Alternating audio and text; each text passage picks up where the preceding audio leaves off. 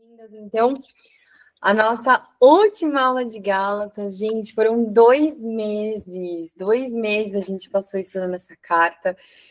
Que desafio grande que a gente teve, né? Mas eu creio que a gente sai dele diferente do que a gente entrou, em nome de Jesus. Vamos lá, para a gente fechar esse ciclo e essa leitura, sendo hoje, então, nosso último dia, nossa aula 8. E é importante, muito importante, que a gente saia daqui sabendo dizer qual foi a mensagem, né, como um todo da carta.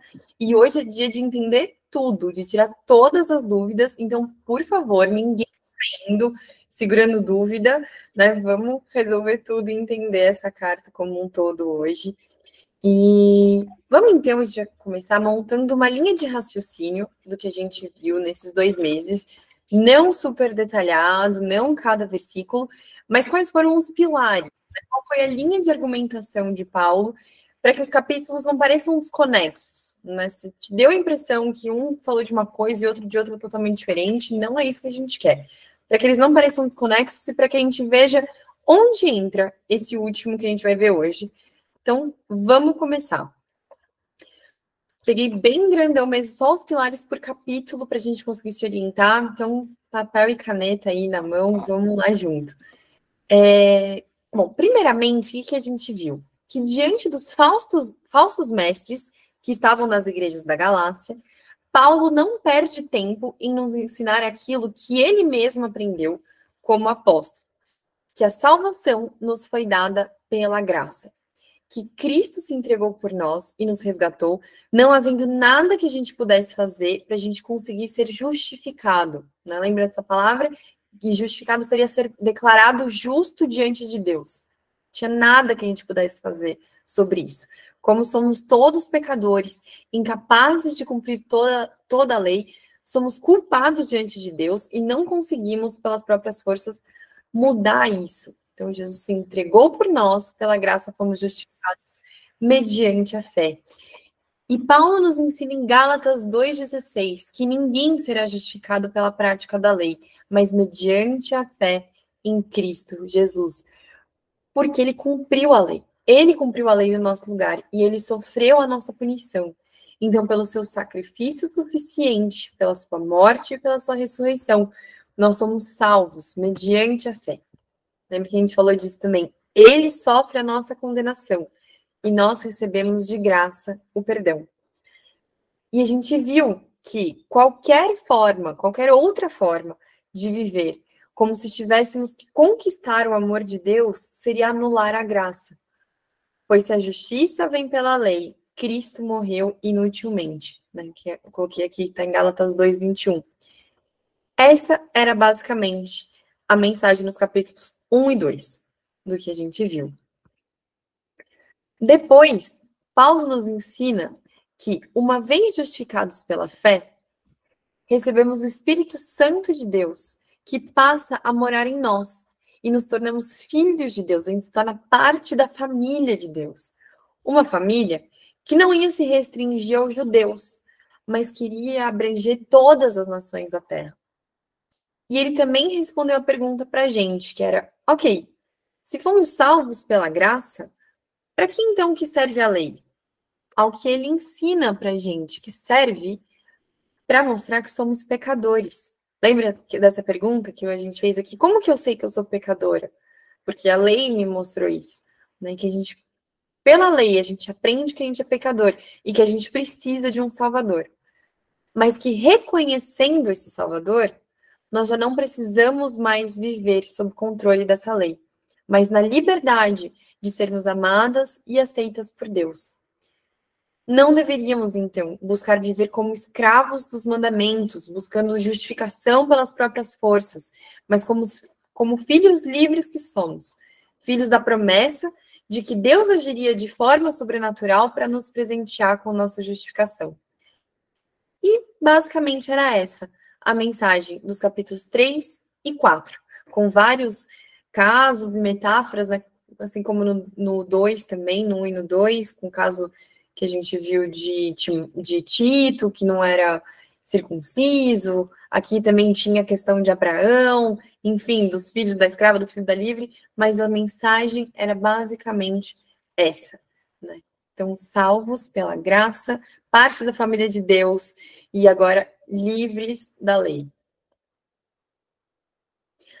Então tá, salvos pela graça, não pela nossa conduta, ok. Mas aí vem o capítulo 5, que diz pra gente, isso não significa, presta atenção nisso, né? Ok, tudo bem até aí, mas isso não significa que, tendo recebido essa graça, vocês vão viver de qualquer jeito. E ele diz no verso 13a, esse versículo que eu coloquei, irmãos, vocês foram chamados para a liberdade, mas não usem a liberdade para dar ocasião à vontade da carne. Ou seja, você não é para você viver conforme você bem desejar. E a reação de alguém poderia ser: poxa, como não? Vocês não, Lari, peraí, vocês não repetiram todas as aulas que o centro do estudo era Gálatas 5:1, até decorei, que foi para a liberdade que Cristo nos libertou? Eu não tenho, então, liberdade de viver como eu quiser? Não é para isso que eu estou liberto? E, gente, muitas vezes nosso coração pecador acha que liberdade é poder fazer o que eu quero. Mas muitas vezes, não é de cara que a gente aprende isso. Acho que não é uma coisa que é intuitiva. Mas muitas vezes, diante do nosso coração ruim, com desejos errados, liberdade é poder não fazer o que eu quero. Que é uma ilustração que eu acho que facilita a gente entender isso, pelo menos para mim, ajuda. Pense em uma pessoa com vício, pessoa que tem um vício. Álcool, cigarro, drogas. Acho que álcool, drogas fica bem forte, pelo menos na minha visão, para entender isso. Muitas vezes essa pessoa sabe que aquilo está desgraçando a vida dela. Ela vê sinais no corpo, ela vê sinais nas relações, daquilo destruindo tudo. Ainda assim, é isso que o coração dela quer. Mas qual que é o desejo que os familiares têm para aquela pessoa e que muitas vezes ela tem para ela mesma? O desejo de que ela seja livre disso, que isso não a domine mais, que ela seja livre para dizer não, que ela tenha liberdade de não mais sucumbir a esse desejo. Assim é a nossa vida. O pecado é o nosso maior vício. E cada um tem os seus favoritos, né? Quando a gente vê, já tá lá de novo caindo nele. E quantas consequências de morte, de destruição ele traz para as nossas vidas. E eu ia perguntar até, colocar isso pra gente. Como que a gente pode achar que ser livre é poder estar enfiado nisso o mais fundo possível? E não justamente o contrário, estar liberto disso. Né? Quando Paulo nos deu, a gente viu na última aula, quando Paulo nos deu a lista desses vícios, né? Ele deu uma lista. Quando ele falou das obras da carne, ele falou: olha, vocês estão aí entregues à imoralidade sexual, à idolatria, a ódio, à discórdia, à ira, a egoísmo, à inveja, há muitos outros que a gente podia listar. Será que é a isso que você quer estar entregue? Na liberdade para você é isso? Acho que outro pensamento importante nesse ponto, né, é alguém que entendeu o evangelho, né, que entendeu o verdadeiro evangelho, entendeu que nós estávamos distantes de Deus justamente por causa da nossa carne, do nosso coração voltado para o mal. E que Jesus, em seu tremendo amor, veio nos reaproximar de Deus e morreu por nós, para pagar o preço da culpa que a gente tinha. Agora, se eu entendi o tamanho desse amor, o tamanho dessa graça, se isso entrou no meu coração, faz sentido, né? Vamos lá, faz sentido que o que eu mais quero é estar perto de um Deus tão bom. Né? Se os meus caminhos me levam à destruição e os caminhos de Deus me geram vida, faz sentido que eu queira confiar nele. Né? Se você não soubesse o caminho para algum lugar, e uma pessoa que você sabe que te ama muito, vira para você e fala: ó, o melhor caminho é esse aqui, vai por aqui. Você não ouviria? Como então pode ser mais atraente para a gente viver como a gente achar melhor, sendo que foi justamente isso que no primeiro momento nos fez estar distantes desse Deus de amor, né? Não faz sentido. Então, Nós somos livres, mas a nossa liberdade não é viver da forma que a gente quer. É livre para poder dizer não, muitas vezes. Então, coloquei aqui, somos salvos pela graça e para a liberdade. Somos salvos pela graça, não obrigados a seguir lei para conseguir salvação. Então, somos livres do jugo da lei. Somos livres também, às vezes a gente é livre da lei, mas hoje você é livre da necessidade de pecar. Em Jesus, salva pela graça, você é livre disso. Você é livre do vício de pecar. E respondemos a esse amor que recebemos de graça com gratidão, com confiança nesse amor. A gente também é livre para confiar. E confiar nesse amor é obedecer. Perceba, eu queria deixar isso. É muito diferente obedecer para ser salvo e obedecer por gratidão de já ter sido. São coisas completamente diferentes. Nós não somos escravos da lei, mas nós a seguimos em gratidão. É buscar viver de acordo com o que ele diz que é bom, porque eu entendo que ele sabe o caminho de vida muito melhor do que eu. É por isso que a gente não vai viver de qualquer jeito. E ainda no capítulo 5, na nossa recapitulação, aprendemos que Paulo diz: opa, vamos aí. Não usem a liberdade para satisfazer a carne, mas vivam pelo Espírito, não dando ocasião a essa vontade da carne, mas amando o seu próximo como a si mesmo. Ele disse no versículo 13 e 14. Ele disse também que nós temos uma batalha em nós, entre carne e espírito. Uma batalha que começa quando aceitamos a Cristo. Não que acaba nesse momento, acho que isso é importante frisar, não é que acaba nesse momento, ela começa. Porque antes a gente estava entregue a tudo da carne e agora não. E que nós devemos buscar viver pelo Espírito e pelo seu fruto. E aí eu trouxe de novo para a gente lembrar. Eu acho maravilhosa essa lista do fruto do Espírito, né? Então, viver pelo fruto do Espírito, que é amor, alegria, paz, paciência, amabilidade, bondade, fidelidade, mansidão e domínio próprio.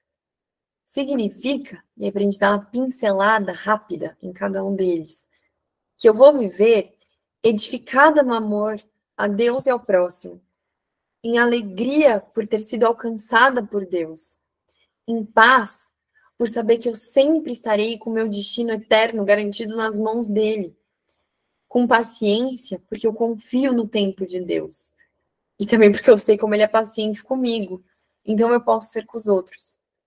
Em amabilidade, porque eu quero ser parecida com Jesus. Em bondade, porque ele me chama para ser luz no meu meio. Em fidelidade, porque eu estou firmada em uma verdade que eu não negocio, que eu sou fiel a ela e que engloba todos os aspectos da minha vida. Em mansidão, porque não sendo superior a ninguém, mas tão pecadora como qualquer um, eu não tenho condição de acusar o outro. E em domínio próprio, porque eu sou livre do vício do pecado. Ele não me domina mais. Então eu posso viver dominando minhas próprias vontades e não sendo dominada por elas. Isso é viver frutificando no fruto do Espírito, como o Paulo colocou pra gente. Então vamos lá.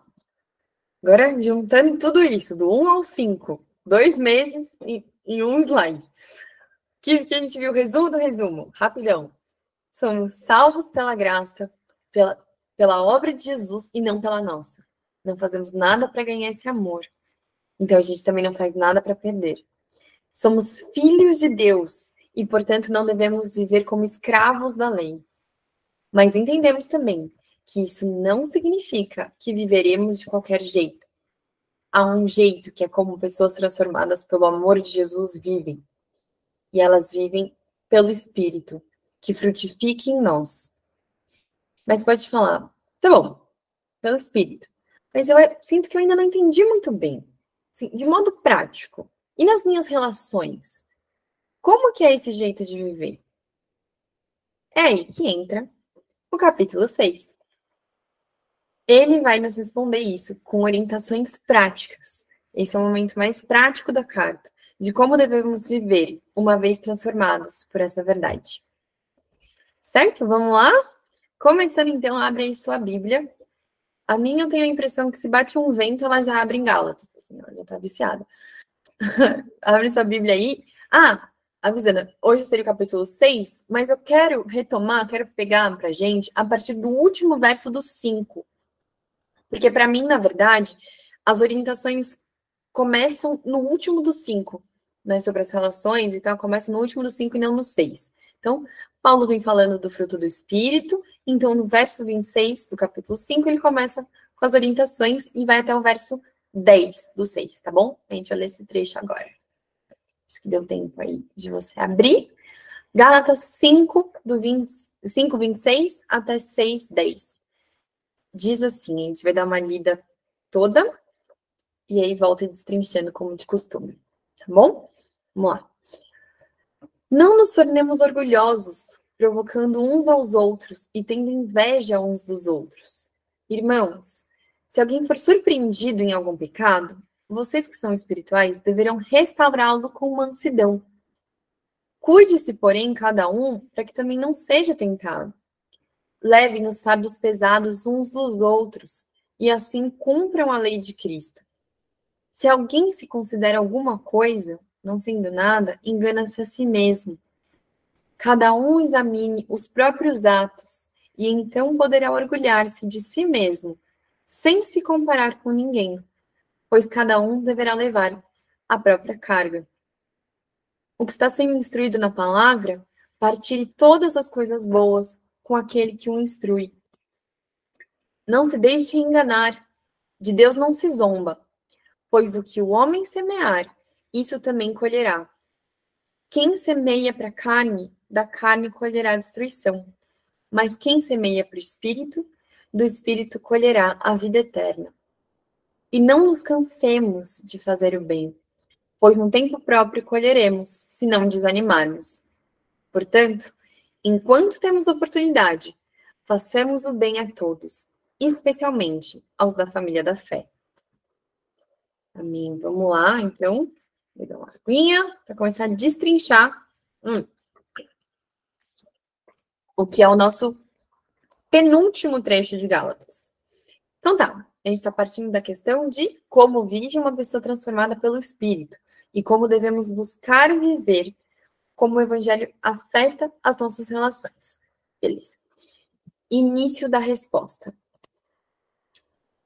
Não nos tornemos orgulhosos, provocando uns aos outros e tendo inveja uns dos outros. Gosto que ele comece assim.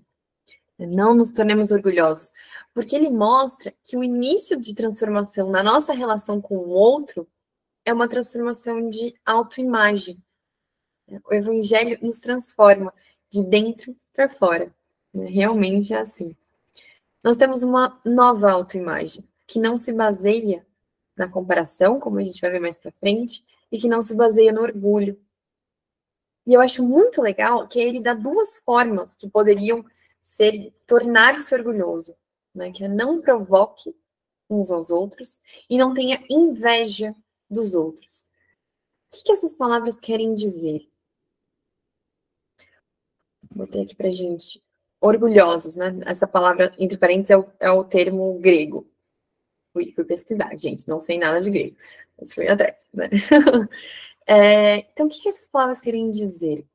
Primeiro, o que provoca? Então, orgulhosos, ele abre para dois. O que provoca?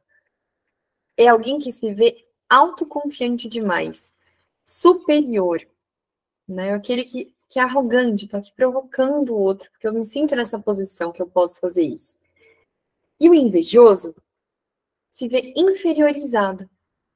Né? Nada nele é bom, nada dele é bom. Ele fica só invejando o que o outro tem. Ele tá num patamar, parece que ele se coloca num patamar abaixo. Ele fala, ó, tem o que provoca e tem o que inveja. E ele fala, os dois são pessoas orgulhosas. Ele fala, não seja orgulhoso sendo que provoca ou que inveja. E aí no termo original grego, por isso que eu coloquei ali, né, que é kenodoshoi, não sei se é assim que se pronuncia, achei muito legal, que o termo original do grego significa vanglorioso, ao mesmo tempo que vazio de honra. o orgulhoso é vanglorioso ao mesmo tempo que vazio de honra. E achei que isso aponta, então, a gente, né, para uma insegurança, para uma percepção de ausência. Tem uma percepção de ausência de honra e de glória, enfim, mas que leva a uma necessidade de provar, de alguma forma, seu valor para si mesmo ou para outros. Por isso que fica se vangloriando, mesmo não tendo essa honra toda, né? E isso, o que faz a gente, né? Para onde isso leva? Fixa a mente da pessoa em comparação, em esforço de provar o seu valor. Isso é algo que o provocador e o invejoso têm em comum. Se você parar para pensar, eles são muito parecidos. Porque os dois estão em competitividade, os dois querem provar seu valor, os dois estão nessa lógica. A diferença é que um acha que está ganhando e o outro acha que está perdendo. Mas o jogo que eles jogam é o mesmo. Né? Um quer subir e o outro fica apavorado com a possibilidade de perder sua posição. Mas muitas vezes um se torna o outro. Mas eles são dois lados da mesma moeda. E o que o Paulo está dizendo é que tanto a superioridade quanto a inferioridade são uma forma de orgulho. Os dois, de novo, os dois estão lá, absortos em si mesmo, concentrando forças em si mesmo, pensando em si mesmo, tentando adquirir valor por meio de comparação e adquirir uma identidade pela derrota e superação de outros. Os dois querem esse valor e essa identidade pelas próprias obras. Os dois são inseguros, os dois se comparam, os dois têm medo de descer de posição, os dois são propensos à inveja, os dois são propensos a egoísmo, os dois desprezam pessoas, os dois ficam necessitando de aprovação alheia. Enfim, a gente pode ver que os dois são orgulhosos e muito parecidos. E o que a gente quer entender aqui é que as duas formas de orgulho, seja a confiança no próprio eu, seja a baixa autoestima e a inveja, são igualmente rejeições do evangelho. Por quê? Vamos lá. Por que isso? Colocando bem rapidinho aqui, vimos então, orgulhoso, se vê como superior ou como inferior, insegurança, falta de honra, precisa provar meu valor, seu valor e identidade, comparações, esforços mil, competitividade e egoísmo. E no evangelho? Como que é isso? No evangelho, eu não posso ser autoconfiante demais, porque eu sei que eu não sou bom, eu não sou boa. Eu sou uma pecadora, salva só e somente só pela graça. Então, assim, eu não posso me achar grande coisa. Mas também eu não me sinto inferiorizada. Porque eu sou valiosa. Eu sou filha amada de Deus, salva em Jesus Cristo. Eu sou tão valiosa que por mim Jesus derramou seu precioso sangue. Ele deu sua vida por mim. Como que eu posso me achar menos? Como eu posso me achar inferior? O Evangelho diz que eu não sou capaz de nada sozinha, mas ele diz também que eu sou amada e honrada pelos olhos do Deus do universo. Então, são os olhos que mais contam. Dessa forma, um valor próprio e uma humildade são capazes de coexistir, sem um comprometer o outro. No Evangelho não tem isso de um anular o outro. Eu sou tão humilde que eu me desfiz de todo o meu valor próprio. Eu acho que eu sou um lixo. Não, tô aqui, tô nutrindo meu valor próprio, eu tenho muito valor. Inclusive, eu não ligo para mais nada nem ninguém, eu me acho incrível. Até virou uma arrogância. No Evangelho isso não existe. Eles conseguem coexistir, sem um anular o outro. Paulo vai falar, eu gosto desse texto, que ele vai falar aos Coríntios, né, que o que eles pensam dele, ou o que ele pensa, é outra carta aí de Paulo, tá, gente? Outra galera, mas muito bom também. Que o que eles pensam dele, ou que ele pensa de si mesmo, já não importa. Que importa o que Deus diz sobre ele. A aprovação de Jesus é a sua justiça, a aprovação de Jesus é a sua identidade, o seu valor, e não a aprovação dos outros. Da mesma forma, ele diz que o que ele pensa de si mesmo também não conta muito. Então, assim, se ele se acha incrível, também pouco importa, porque ele é só um pecador, tanto quanto qualquer um, né? E como qualquer um, ele também não merece o amor de Cristo. Então ele fala, se eu me acho incrível, se eu me acho um lixo, ou se vocês me acham incrível, ou se vocês me acham um lixo, para mim já pouco importa. O que importa é o que Deus diz de mim. E Deus diz de mim essas coisas, né? Então, Paulo nos chama, assim como Deus nos chama, para fincar as nossas raízes, da nossa glória, do nosso senso de valor, da nossa identidade, naquilo que nós somos em Cristo e por intermédio dele, que é pecadores, que se tornaram filhos de Deus pela graça. Né? E assim não nos tornemos, ou até deixemos de ser, em alguns casos, orgulhosos, né? Seja de forma provocadora ou invejosa. Né? E a gente já vai seguir no texto, mas eu quis pegar aqui para gente, né? A gente vai ter outros aspectos importantes no texto, mas se você se identificou de alguma forma, né, com essas formas de orgulho, se esse ponto tocou no seu coração, se você quer saber mais, eu quero te indicar esse livro aqui. Ego Transformado, a gente tá dando para ver, né? Ego Transformado, do Tim Keller. Vende em tudo que é site grande, assim, Amazon, Mercado Livre, essas coisas, não é caro. E ele tem menos de 50 páginas, ele tem 48 páginas. E ele desenvolve essa temática de um jeito muito incrível. Pode ser uma excelente ferramenta para você trabalhar, para você vencer essa questão do orgulho, para você refletir sobre isso, para te ajudar na luta diária contra isso, enfim. Não se achando nem mais nem menos do que Jesus diz que você é. Muito bom. Ego Transformado, do Tim Keller. Vamos seguir. Então, não nos tornemos orgulhosos, provocando uns aos outros e tendo inveja uns dos outros. Tudo bem? Vamos seguir aí para o nosso próximo ponto. Irmãos, se alguém for surpreendido em algum pecado, vocês que são espirituais deverão restaurá-lo com mansidão. Cuide-se, ele também segue, né? Cuide-se, porém, para que cada um também não seja tentado. Se alguém for surpreendido em pecado. Gente, isso pode acontecer, inclusive, provavelmente vai acontecer. Né? Como a gente viu, a gente está em constante luta interna entre carne e espírito. A gente é um bando de pecador convivendo junto. A gente vai escorregar e a gente vai ver outros escorregando. Né? O que a gente deve fazer nesse contexto, então? Quando alguém for surpreendido em algum pecado, o que a gente vai fazer? A gente vai deixar para lá, porque todo mundo erra? A gente vai ignorar, porque a salvação é pela graça, então o pecado já não nos incomoda mais? Não. Paulo já deixa aqui. Nós vamos buscar ajudar esse irmão a buscar restauração. Restaurar aponta para fazer algo. Né? Não é ter permissividade com o pecado, não é ser conivente com o pecado. Mas também não é confrontar no sentido de acusação e condenação. É ajudar a pessoa a olhar novamente para o Evangelho, para a palavra de Deus e ajudar ela a ser transformada.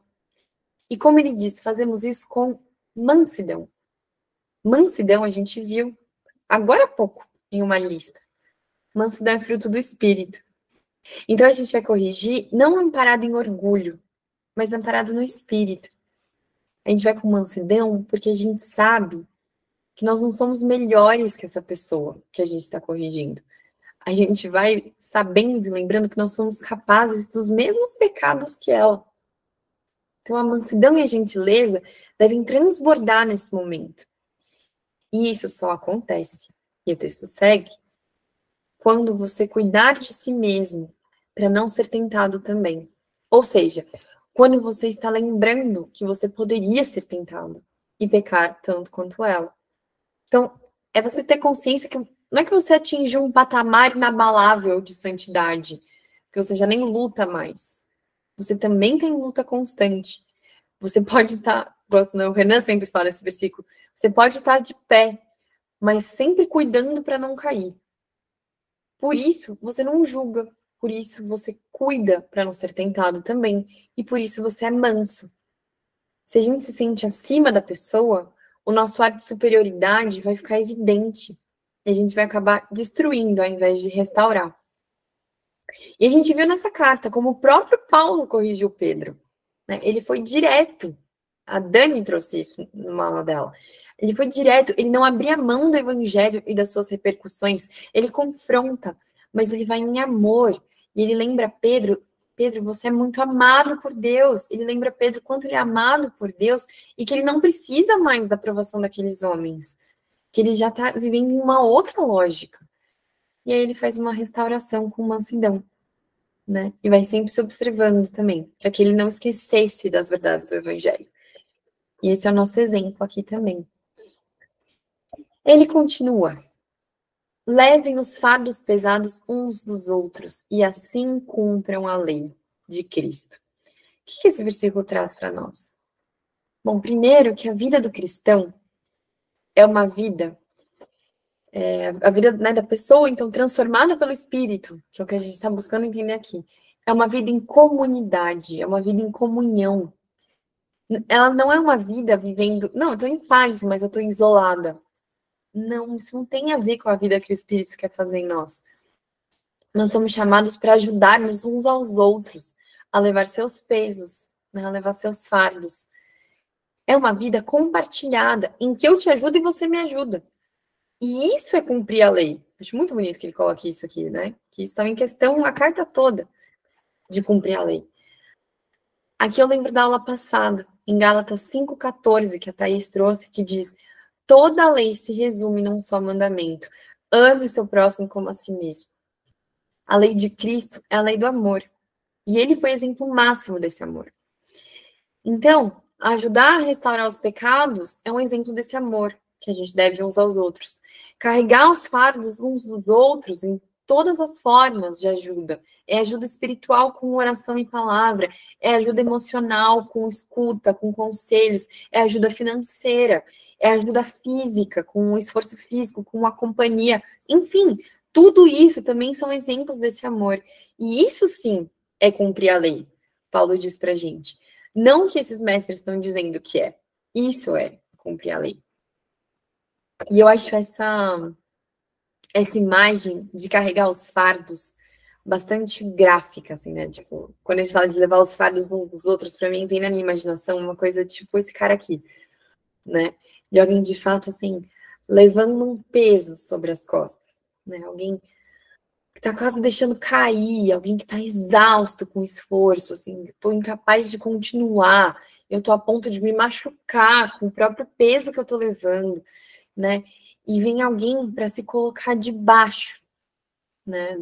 Como se eu não conseguia essa imagem, eu confesso que eu até queria uma que me agradasse, mas não consegui. Alguém que, pensa nesse cara, alguém que de repente se coloca debaixo desse peso todo também, e passa a fazer força junto, e aí o peso que estava sobre ele se alivia, né? E juntos a gente consegue carregar pesos bem maiores do que a gente conseguia sozinho. E eu acho que todo mundo quer isso, né? Eu acho que a gente quer viver em uma comunidade em que a gente leva, né, em que levamos os fardos uns dos outros. Mas eu também acho que, no fundo, não é todo mundo que quer pagar o preço disso. Porque para viver isso envolve se fazer vulnerável, isso envolve pedir ajuda, isso envolve confessar que não consegue. Do outro lado, também, isso envolve, né, da pessoa que ajuda, isso envolve estar perto. Né? Ninguém ajuda a carregar um peso de longe. Você não consegue ajudar esse cara estando longe. Tem que estar lá lado a lado, né, ombro a ombro. Tem que se colocar naquilo também, demanda também sua força, né? Você também tem um gasto ali de energia, de força, né? Não é fácil. Mas é como é o relacionamento guiado pelo Espírito. A gente suporta os fardos uns dos outros, porque Cristo suportou o nosso e deixou esse exemplo. Vamos voltar para o texto? Ele diz assim, né? Levem os fardos uns dos outros, tá? Mas ao suportar esses fardos dos outros, você não tenha uma imagem errada de si mesmo. Porque olha o que fala o verso 3. Se alguém se considera ser alguma coisa, não sendo nada, se você pensa, nossa, eu sou muito bom mesmo. Eu sou incrível por ajudar essa pessoa. Inclusive, acho que eu vou contar pra galera. Deixa eu contar pra todo mundo que eu fiz isso para que eles me admirem. Né? Todo mundo devia ser mais como eu. O texto diz que você se engana a si mesmo. E aí volta para onde a gente começou, né? Se você está se vendo em uma posição muito elevada, não dá para você ter um coração servo. Porque não é por orgulho, é por amor. E nós amamos porque Jesus nos amou primeiro. Então eu vejo que em mim não tem nada de bom. Que o que tem de bom em mim não vem de mim, vem de Jesus e do que ele fez por mim. E da transformação que passou a ter na minha vida depois que o Espírito passou a habitar em mim. Então, é necessário ter essa humildade para poder suportar os fardos uns dos outros. Né? Para suportar os fardos alheios, eu tenho que ter essa humildade. Senão, eu vou me considerar alguma coisa. Eu engano, sinceramente, só a mim mesmo. Porque a Deus eu não engano. Mas a mim mesma, às vezes, sim. O que a gente faz, então? Vamos. Você deve se examinar a si mesmo para não cair nisso. Nesse orgulho de se achar o bonzão. Então você vai poder se orgulhar de si mesmo. Olha que contraditório. Mas olha só, sem se comparar com ninguém. Você consegue se orgulhar sem se comparar? Para o nosso coração humano, parece bem contraditório, né? Parece impossível. Porque a gente se orgulha em comparação aos outros. Mas aqui o que Paulo traz é um se orgulhar por ver o que Deus tem feito na sua vida. É se examinar e ver quem você era e quem você está se tornando em Cristo. E nisso você se regozijar.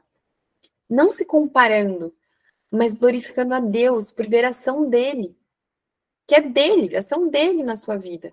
Esse é o único orgulho que a gente pode ter. De ver a glória de Deus manifesta na nossa vida. Totalmente pela obra da graça dele. E é disso que você vai. É o único orgulho que você pode ter. E aí você não precisa comparar ninguém para isso. E você vai avaliar o seu próprio procedimento, Paulo fala, pois cada um deverá levar a sua própria carga. Aí acabou. Aí você fala, ué, me perdi de novo. Não é para cada um levar os fardos uns dos outros, gente? Como cada um vai levar a própria carga, então? Não, dá para se decidir? Vou até beber uma água aqui para explicar isso. Isso eu fui estudar também, viu? Que eu também estranhei. Que, ué, como assim? Gente, há dois tipos de fardo aqui. Inclusive, também no original do grego são palavras diferentes. Quando fala no dois, que levaremos os fardos uns dos outros, é dizendo isso que a gente estava conversando até agora, né? Que a gente vai ajudar nas dificuldades, que a gente vai estar levando os problemas juntos. Quando fala no verso 5, que cada um levará a sua carga, tá apontando mais para uma coisa assim, cada um vai levar as dificuldades e as belezas e as responsabilidades de ser quem é. Eu posso te ajudar a enfrentar os seus problemas, mas no fim, eu não vou enfrentar eles por você. A gente anda lado a lado para crescer junto. Mas também, ao mesmo tempo, todas nós vamos responder a Deus e temos uma responsabilidade com Ele que o outro não pode tomar por nós. Deus tem dado para cada uma aqui um conjunto diferente de dificuldades, de oportunidades, de fraquezas, de dons, de lugares em que você está e eu não, e eu tô e você não, enfim. Por isso também que a gente não deve se comparar, né? Já que são situações totalmente diferentes. E não nos cabe assumir a situação do outro, nem dar para o outro a nossa. É nesse sentido que cada um tem sua carga.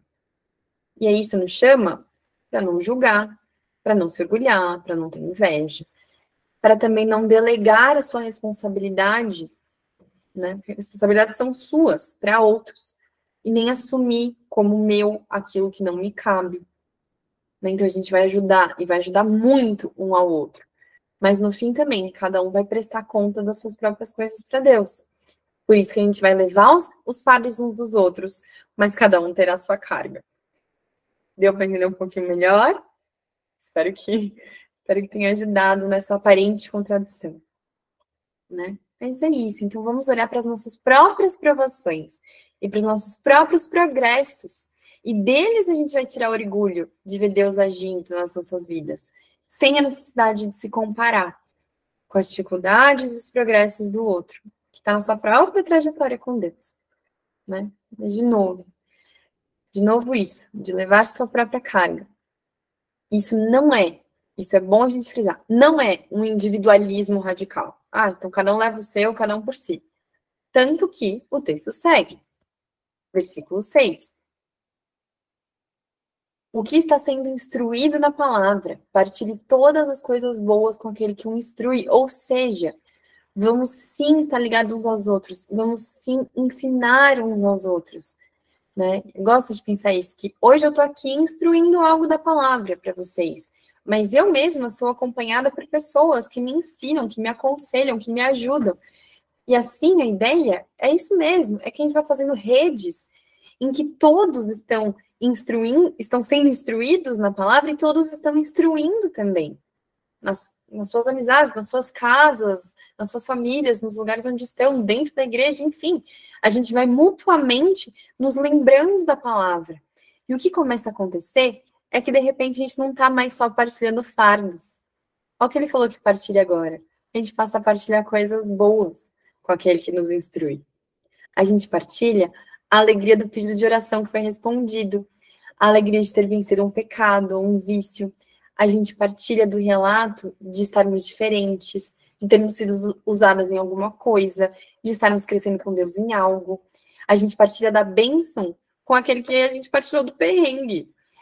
E é tão gostoso quando isso acontece, e a gente poder fazer parte disso. Né? É tão gostoso quando a gente vê isso com alguém que a gente estava na luta junto, de repente a gente comemora junto, né? Isso significa também que nós não somos chamados apenas para receber. A nossa vida em comunidade não é um serviço que eu tenho lá um corpo de ajudantes pronto para me ajudar quando eu preciso e quando eu não preciso eu saio. Eu tenho uma irmandade. Eu também partilho as coisas boas que eu tenho. Minha casa, meu carro, meu tempo, meus dons, meu carinho, minha ajuda, minha alegria, enfim. Isso é companheirismo. A gente chora junto e celebra junto. A gente carrega junto o peso e a gente recebe junto o prêmio, né? E aí você pode falar, meu, que lindo ler tudo isso, né? Parece uma utopia quase. Mas, gente, se está escrito, é possível ser vivido. Aí você pode falar, nossa, Lari, mas eu olho para minha vida e não é isso que eu tenho vivido. Mesmo dentro da igreja. O que a gente faz então? Aí eu te pergunto, é isso que você quer colher? Mas será que é isso que você tem plantado? Né? Vamos seguir no texto. Não se deixe enganar, o texto diz. O que o homem semear, isso também colherá. Eu quero viver uma vida de comunhão, de perdão, de amor, de companheirismo, de glorificar a Deus. Ótimo, que bom que você quer. Será que é isso que você tem plantado? Versículo 8 complementa para a gente. Quem semeia para a sua carne colherá destruição, mas quem semeia para o espírito colherá a vida eterna. O que a gente está semeando mais nas nossas vidas? Para a carne ou para o espírito? Será que a gente está plantando? E aí eu gostei de uma ilustração que trouxe isso, assim. Tem gente que está plantando semente de tomate, esperando colher milho. Quem planta tomate, colhe tomate. Por mais que tenha desejo de comer milho. Né? Então a gente pode querer o quanto quiser colher coisas do espírito, mas se a gente só semear para carne, não vai colher. Aquilo que a gente alimenta em nós é o que cresce. O que você tem alimentado? E você pode falar, Lari, então o que é semear para o espírito? Né? Como que eu posso fazer isso?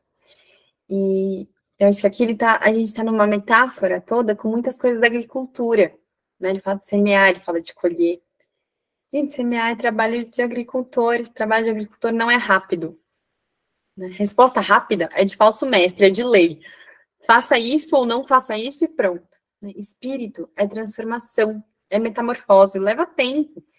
Né? Semear para o espírito é cuidar de plantinha, é preparar o solo do coração, conhecendo cada vez mais a Deus, tendo um relacionamento com Ele. Né? Não é ouvindo falar, é tendo um relacionamento.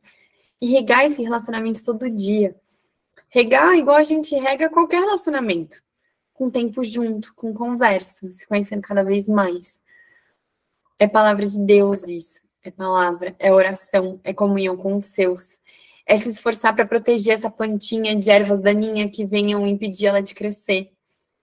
É obedecer a Deus pela alegria e gratidão de ser seu filho. É amar mais a Deus e querer estar mais perto dele, mais perto com Jesus, é viver em comunhão. Todas essas coisas que a gente está aprendendo, né? E talvez você esteja ouvindo isso e pensando que realmente não tem feito isso. Se esse é seu caso e você quer ajuda, quero te falar para você procurar alguém para te ajudar. Procure a gente, procure alguém da igreja para andar com você e te ensinar cada vez mais a semear para o Espírito. Procure um pequeno grupo, um discipulado, uma amiga que você confia aqui, que é mais madura na fé que você. Pede ajuda para semear para o Espírito. Mas talvez você possa estar ouvindo tudo isso e pensando que você sabe disso, que você faz isso, mas que você não colhe isso. E aí eu quero te dizer para você perseverar. Olha o que o verso 9 diz pra gente na sequência. Não nos cansemos de fazer o bem, pois no tempo próprio colheremos se não desanimarmos. Permaneça. Uma das coisas difíceis de plantar, quer dizer, eu tô falando como se eu fosse uma grande agricultora, né? Mas que eu imagino que seja uma das coisas difíceis, é que você tem que cuidar muito tempo de uma sementinha que por um tempo parece não estar acontecendo nada, né? Tem uma defasagem entre semear e colher, não é imediato. Isso às vezes pode gerar ansiedade. Quem não aguenta muito, inclusive, né, plantar alguma coisa, reclama um pouco disso, porque a semente fica lá enterrada por semanas, parece que não vai virar nada, mas ela brota. Não deixe de regar, porque parece que não está acontecendo nada. Permaneça. Permaneça. Porque céus e terras passarão, mas as promessas do Senhor não passarão. Então, continue nutrindo seu relacionamento com o Senhor, continue fazendo bem, continue amando em ações, continue semeando para o Espírito, insistindo em conhecer mais a Deus, insistindo em ler sua palavra e buscar ser transformada por ela, insistindo na vida em comunhão. E com o tempo, a gente vai colher isso, a gente vai colher essa transformação do nosso coração. Portanto, Paulo diz, enquanto temos a oportunidade, façamos o bem a todos, especialmente aos da família da fé. Enquanto a gente tem oportunidade, que não teremos para sempre, a vida acaba, as oportunidades passam, então não vamos perder aquelas que estão diante de nós. Opa, pera. Mas cuide daqueles que são da sua família da fé. E eu gosto disso, nós somos família. Essa é a nossa marca, o nosso estilo de vida. Uma família que carrega os fardos uns dos outros, que cresce junta para perto de Deus. Esse final de semana, anteontem, na verdade, a gente teve na IBA o nosso dia de batismo. E se você não foi, eu quero te encorajar a ir no próximo. No dia do batismo, na nossa igreja, a gente vai todo mundo para uma chácara bem grande e lá a gente fez uma festa. E o motivo da festa é que estamos recebendo membros novos na família. Pessoas de várias idades que entenderam que Jesus é o único e suficiente Senhor e Salvador das suas vidas e decidem declarar isso publicamente e entrar para uma família de fé. E não vou mentir, na hora de acordar, às vezes dá uma preguiça acordar mais cedo e mais longe, mas, gente, é a primeira pessoa a entrar naquela piscina e declarar Jesus e ver a igreja inteira aplaudindo e se alegrando, que o meu braço se arrepia e o meu olho enche de água.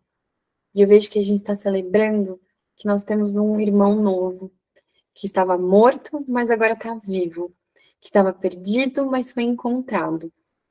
E agora está entrando para a família, e por isso a gente festeja. E aí é uma cena maravilhosa.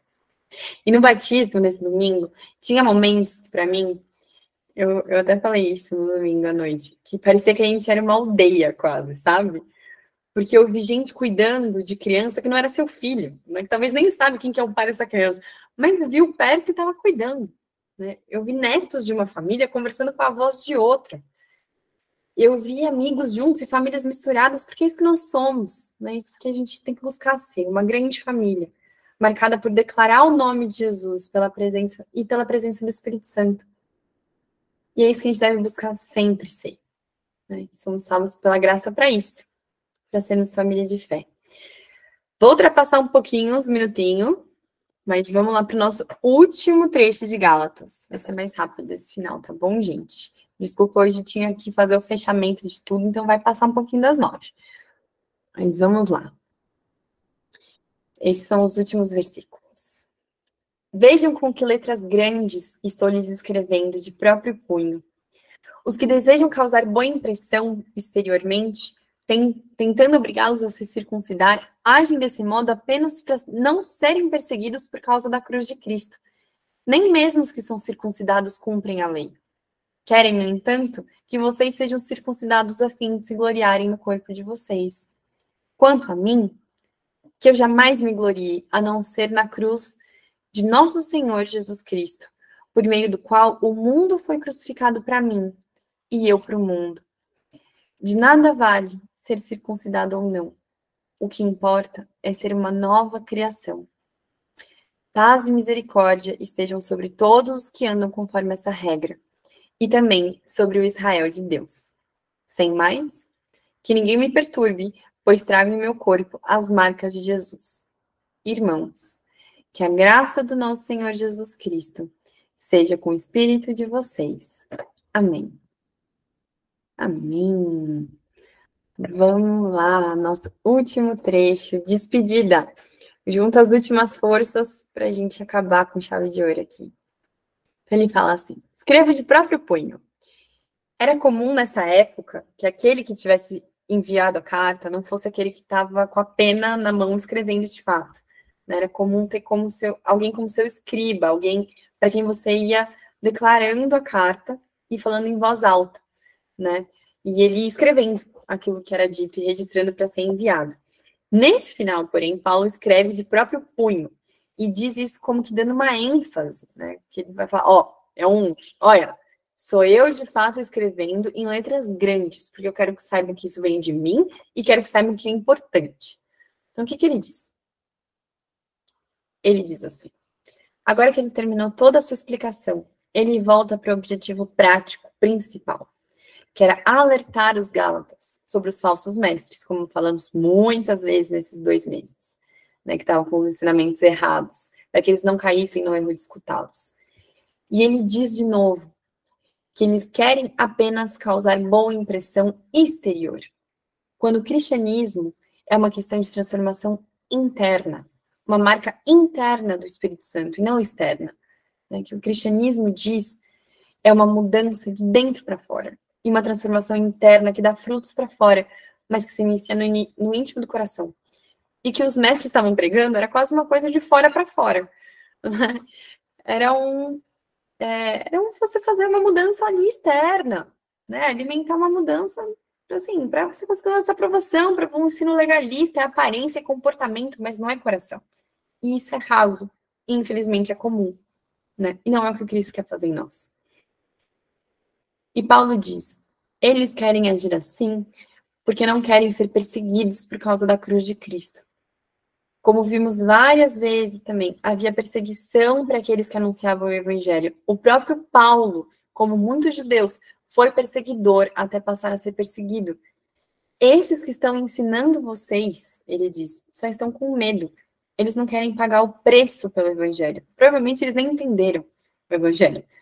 Mas eles querem um evangelho que não compre briga com ninguém, que não escandalize fariseus, né? Aí que tá. Mas aí que tá. O evangelho é de escandalizar. Ele é revolucionário, ele nos confronta. Então a gente deve sim buscar a paz com todos, mas não às custas de distorcer a verdade do evangelho. Ela é a verdade última da nossa vida. E ele tá falando, ó, eles não querem ser perseguidos pela cruz de Cristo. E Paulo continua e volta a lembrá-los que não era sobre seguir a lei, como falamos muitas vezes. De novo, retorna para o povo, né? Isso. E ele fala, gente, nem mesmo esses caras que pegam no pé de vocês para que vocês cumpram a lei para ser salvos, nem eles mesmos guardam a lei na totalidade. Eles não conseguem te dar salvação, visto que nem eles próprios a alcançaram. Eles não conseguem alcançar. Mas eles querem que vocês se circuncidem e o obedeçam para conseguir glórias para eles pela obediência cega de vocês. Mas e ele próprio? Não era isso que Paulo queria? Glória para si pela obediência deles? Ele diz que eu jamais me glorie, a não ser na cruz de nosso Senhor Jesus Cristo, por meio da qual o mundo foi crucificado para mim e eu para o mundo. Paulo diz: não quero glória nenhuma, quero só a glória da cruz, na verdade do evangelho da cruz de Cristo. É só disso que eu quero me orgulhar. Ou seja, é só nisso que eu quero exultar com alegria, é só nisso que eu quero confiar, é só nisso que eu quero basear minha identidade, minha autoimagem, meu valor e minha recompensa.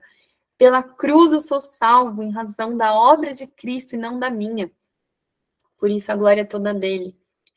Por isso que só disso nos orgulhamos, da obra dele. As coisas do mundo já não me dominam mais. Nossos laços de dependência já não existem, porque o mundo foi crucificado para mim e eu para o mundo. Eu não preciso que o mundo diga quem eu sou, o valor que eu tenho. O mundo não é mais meu parâmetro. O meu parâmetro é a verdade do evangelho. Isso me torna livre.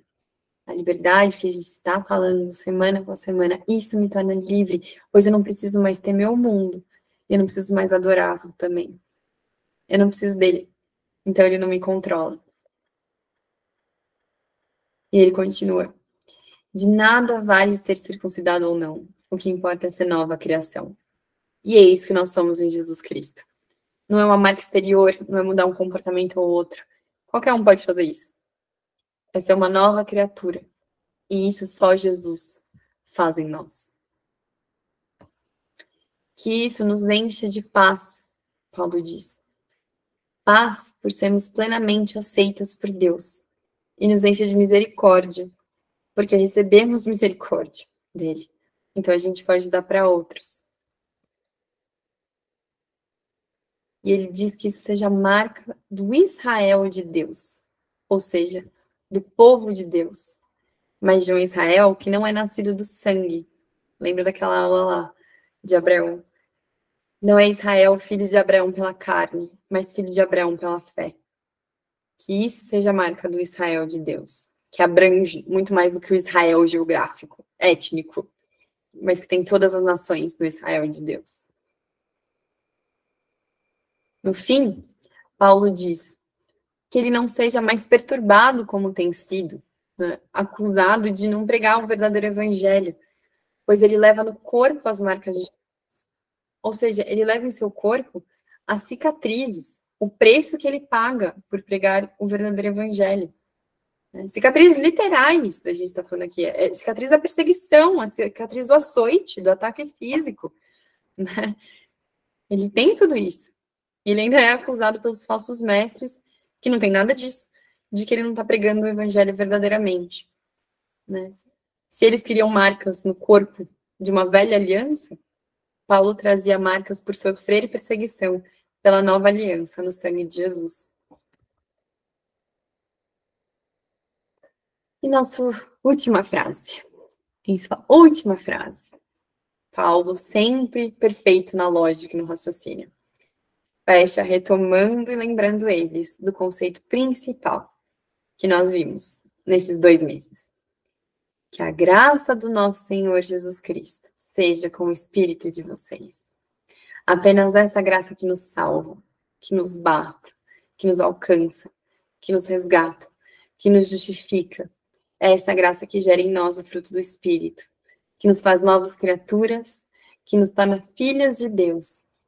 Que essa graça seja com o Espírito de vocês. Que a sua vida e a minha vida estejam ancoradas nessa graça de segurança e paz. Amém. E assim fechamos, meninas, a leitura dessa preciosa carta. Que agora você entenda que Cristo te libertou para a liberdade, que nem a lei, nem o pecado te dominam mais. E você agora pode viver em paz com Deus, segura do seu amor e buscando frutificar o fruto do Espírito e crescer em uma nova vida, um novo jeito de se relacionar com Deus e também com os outros. Vamos orar? Senhor Deus, Pai, muito obrigada, Senhor, Muito obrigada, Senhor, por esses 2 meses, Deus, em que a gente pôde mergulhar aqui, Senhor, na Tua palavra, em que a gente pôde mergulhar na carta de Gálatas, Senhor. Muito obrigada, Pai, porque em momentos que parecia tão difícil, tão desafiador, às vezes, esse texto, que a gente podia ler e não entender muito bem. Muito obrigada porque o Senhor se revelou a nós, Senhor. Muito obrigada por esse ensinamento, Pai. E eu oro por todas nós aqui, Senhor. Que tudo isso que a gente aprendeu, Pai, que isso fique gravado no nosso coração. E que isso traga transformação nas nossas vidas, Senhor. Que a partir do que a gente estudou aqui, Pai, a gente viva em liberdade, Senhor. Não mais com medo de ser condenada pelo Senhor, não te vendo como um Deus bravo, Deus. Não te vendo como um Deus que está calculando o que eu faço de bom, o que eu faço de mal, e depois isso vai ser pesado, Senhor. Mas um Deus que se entregou por mim, que me ama profundamente, Deus. Muito obrigada por isso, Senhor, que a gente possa desfrutar dessa paz, dessa certeza de que nós somos justificadas por Jesus. Que o Senhor também trabalhe no nosso coração, Pai, para que a gente não confunda essa graça, Senhor, com viver de qualquer jeito, que a gente deseje viver, Senhor, conforme a Tua vontade, Pai. Que a gente possa dar frutos do Espírito, Senhor, que a gente esteja em comunhão com o Teu Espírito, que o Teu fruto do Espírito seja formado em nós, Senhor. Nos ajuda também, Pai, a viver em comunhão, em comunidade, Senhor. Nos ajuda a levar os fardos uns dos outros, nos ajuda a nos aproximarmos, Senhor, nos ajuda a sermos família, Pai. Que haja perdão onde precisa ter, Senhor. Que haja encontros onde precisa ter, que novas amizades possam surgir, que a gente possa realmente, Pai, nos tornarmos família, Senhor.